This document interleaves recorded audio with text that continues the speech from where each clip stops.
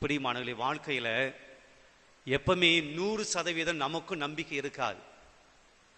நல்லது நடக்கும்போது 100% நம்பிக்கை இருக்கலாம். ஆனால் நம்முடைய வாழ்க்கையிலும் கூட சில சமயத்தில் நம்பிக்கை குறைந்து போகும். ஒரே மாதிரியாக நம்ம நம்பிக்கை இருக்காது.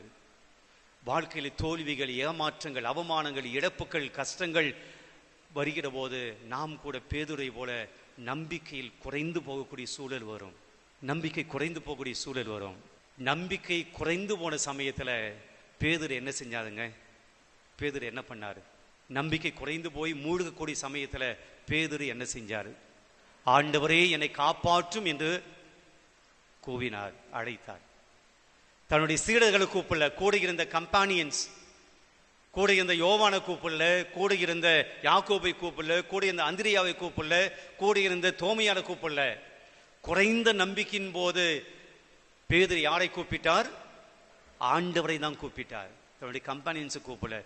பிரியமானவர்களே, நம்முடைய நம்பிக்கை குறைந்து போகிற போது நாம் ஆண்டவரை தேடுகிறோமா அல்லது வேறு மூட பழக்கங்களை தேடுகிறோமா?